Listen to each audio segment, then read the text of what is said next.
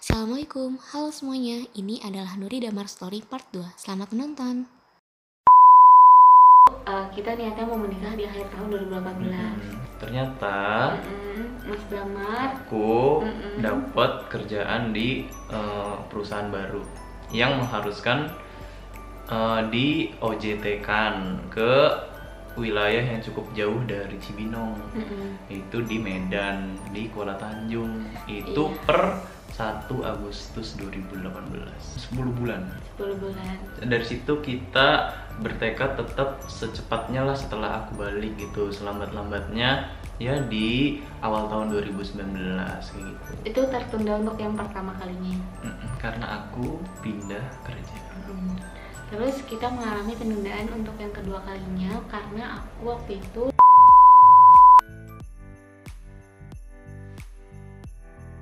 tertunda untuk yang kedua kalinya. Terus kita nggak chattingan lagi ya, kita nggak chat, grup juga nggak chat, pokoknya sepi deh udah gitu ya. Habis itu aku balik ke Serang. Terus aku ngabarin kamu kalau aku udah selesai OJT-nya, aku udah di Cilegon gitu, ya kan? Terus jadi Serang perbatasan Cilegon gitu. Terus kayaknya nggak lama dari aku dimutasi ke Serang, aku datang ke rumah kamu untuk Iya. pertama kalinya. Jadi waktu itu bapak aku meninggal. Terus meninggal itu hari Jumat jam 5 sore. Terus aku awalnya nggak mau ngabarin kamu, jadi aku waktu itu tanya ke ibu, itu udah jam 10 malam. Aku tanya ke ibu, Damar dikabarin gak ya, kayak gitu. Terus kata ibu, kabarin aja, nanti kesalahan loh kalau nggak dikabarin, ternyata jodoh kan, kasihan nggak pernah ketemu bapak, kayak gitu. Akhirnya jam 11 malam ya, mendekati jam 12 ya, mendekati jam 12 aku kabarin Mas Damar, dan ternyata Mas belum tidur ya. Aku baru mau tidur itu. Terus kamu gimana kalau kabarin? Aku kaget, aku shock, aku sedih dong. Karena aku kira pas dapet mutasi artinya bisa lebih deket kalau mau ada apa-apa sama Nuri gitu kan, atau misalkan ada jenjang yang lebih berprogres gitu kan untuk ketemu lagi, bisa dapat kabar gembira untuk bisa datang ke rumah. Tapi tiba-tiba dapat kabar duka kayak gitu, otomatis aku langsung sedih banget, yang aku langsung shock. Dan aku bingung gimana aku mau datang, cuman posisinya aku belum pernah dikenalin sama keluarganya secara langsung gitu loh, belum pernah. Jadi buat datang ke sana tuh benar-benar wah, kayaknya butuh bodyguard gitu kan. Jadi rumahnya Nuri itu punya halaman gitu, ada madrasah juga di depan rumahnya. Jadi orang udah pada ngariung gitu, dan aku tiba-tiba datang pakai seragam wearpack perusahaan pabrik gitu kan, perusahaan lapangan, naik motor. Wah, langsung pada semua mata tertuju ke aku gitu. Aku kan langsung ngedown ya kan. Itu ini Putrana ya gitu kan. Wah, bukan, saya ini bilangnya aku tuh temannya Nuri gitu. Gitu. Terus akhirnya Mas masuk, terus Mas duduk di situ di depan jenazah bapak. Terus jadi itu posisinya jenazah bapak, terus Mas duduk di situ ya. Terus aku di belakangnya Mas. Terus aku dari belakangnya Mas tuh aku sedih banget. Aku bilang gini dalam hati, Bapak, ini namanya Damar. Terus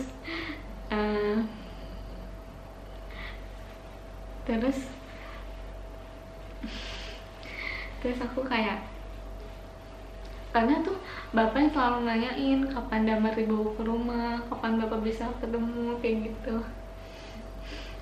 Terus jadinya, terus habis itu nanti dulu deh. Terus habis itu kan akhirnya kita pemakaman gitu kan. Nah dari situ aku kan sebelumnya bener-bener ngerasa nggak yakin sama Mas Damar ya. Dari situ muncul rasa ada sedikit ketertarikan yang berkata bahwa Mas Damar itu anak yang baik, orang yang baik, kayak gitu. Terus dari situ ibu suka sama Mas Damar, jadi aku lebih membuka hati lah kayak gitu. Oke, singkat cerita, akhirnya aku memutuskan untuk mengenalkan Mas Damar secara resmi itu ketika 100 harinya bapak ya. Karena di 100 hari acara peringatan 100 hari bapak itu kan ada pengajian, dan AA tuh pulang dari Palembang, keluarga aku juga lagi ngumpul. Akhirnya Mas Damar datang ke rumah untuk yang kedua kalinya. dengan mengenalkan diri. Gimana perasaan kamu waktu itu? Nah, aku kaget lagi dong.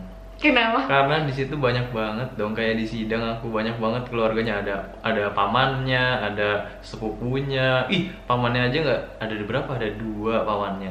Sepupunya ada 2 orang juga, ada ibunya, ada istri dari pamannya. Kayaknya aku kayak di sidak gitu yang Jadi tuh jadi tuh kan waktu itu aku tuh nggak tahu, aku cuma bilang ke ibu sama ke AA kalau Mas Damar mau datang untuk kenalan, dan nggak ada acara apa-apa, bener-bener udah ngalir gitu aja. Tapi ternyata qadarullah Mas Damar tuh nggak bisa pulang cepet kerjanya, jadi nggak bisa ikut pengajiannya, jadi bisa datangnya setelah pengajian selesai ya, pulang kerja. Posisinya tuh Mas Damar datang terus dudukan di sini, terus di sini ada ibu aku, ada aku, terus di depan itu banyak banget melingkar saudara-saudara aku semua, dan itu semuanya laki-laki. Jadi dan Mas Damar tuh tanyain, orang mana Mas? Visi misinya apa Mas? Ya kan? Kamu gimana waktu ditanya visi misi? gimana ya jawabnya nih? Aku lupa. Terus kamu ditanya juga kan, kenapa dari sekian banyaknya perempuan di dunia ini kenapa harus Nuri kayak gitu? Ditanya. Terus gimana caranya kenal sama Nuri? Ya banyak lah. Jadi banyak pertanyaan-pertanyaan yang sebenarnya umum sih ditanyain dari keluarga perempuan ke calon suaminya gitu, tentang intinya kalau yang kemarin aku tangkap sih tentang keseriusan aku sih ke sama Nuri, sama paman-pamannya kemarin ditanya, emang niatnya setelah dari sini mau ngapain sama Nuri gitu, ditanya. Ya to the point aja sih aku jawab, aku mau nikah sama Nuri gitu kan. Terus gimana cara kenalnya, kok bisa kenal sama Nuri? Terus pas aku bilang aku mau nikahin Nuri, mau serius tuh, pamannya jadi kayak, oh ya alhamdulillah, karena lebih baik yang inilah apa namanya, dari sini jangan ada kayak halwat atau pacaran gitu, lebih baik disegerakan gitu kalau memang sudah kenal seperti ini kayak gitu. Dan ya lebih nanyain sih, kok bisa kenal aku sama kamu gitu kan, karena backgroundnya bener-bener beda. Aku pertama di Cibinong, dia di Pandeglang, terus aku kuliahnya di Undip di Semarang, Nuri kuliahnya di Bogor, aku kerjanya di Kuala Tanjung waktu itu kan, di Jakarta. Nuri juga di Jakarta sih, cuman kan beda perusahaan. Artinya kita nggak pernah ada satu atap gitu, tapi kok bisa kenal gitu. Lebih nanya-nanya gitu, apa nanti kenal lewat take me out atau apa? Ya kan, mungkin nanyain gitu. Ya. Jadi itu tips buat kalian, kalau misal kalian seorang laki-laki, beranilah kalau misal suka sama seorang. Sebenarnya ya Mas, aku tuh pernah cerita sama teman-teman sahabat-sahabat aku yang perempuan, kenapa sih laki-laki sekarang tuh sukanya ngedeketin, modusin, abis itu ya udah deketin orangnya. Padahal ketika kamu suka sama seseorang, datengin keluarganya, datengin orang tuanya. Dan aku pun dari dulu kalau ditanya kayak gimana tipe-tipe cowoknya atau gimana, kalau misalnya ada yang suka, aku pasti langsung bilang dia harus datang ke bapak. Dan ketika kita menjalani prosesnya dengan baik, aku yakin insya Allah juga kasihnya pasangan yang seperti kita gitu. Jadi kalau kalian suka sama perempuan, coba datangin ke rumahnya baik-baik nih, utarakan niat kalian dengan baik dan prepare, karena kalian nggak tahu nanti sampai rumah itu ditemuin seberapa banyak orang. Siapa tahu langsung disuruh nikah kan? Iya. Jadi akhirnya aku ke rumahnya Mas Damar di bulan Desember, ditemenin sama AA untuk kenal sama keluarganya. Dan di situ aku ketemu sama ibu, bapak, adiknya, sama mbah. Dan ada satu hal yang bikin aku suka di situ. Aku mulai suka sama keluarganya Mas Damar karena ibunya tuh beraura banget. Dan aku ngerasa kayak nyaman banget waktu ngobrol sama beliau. Jadi aku ngerasa kayak aku cocok sama keluarganya kayak gitu. Dari situ akhirnya aku yakin sama Mas Damar, sampai kita memutuskan untuk tanggal 11 Januari kita mengadakan khitbah di rumah aku, yang akhirnya kita sah. Tapi nanti aku ceritain di video selanjutnya. Jadi sekian dulu kali ya, ini udah panjang banget. Semoga kalian tidak bosan mendengarkannya, dan semoga ada nilai-nilai atau manfaat sekecil apapun yang bisa diambil.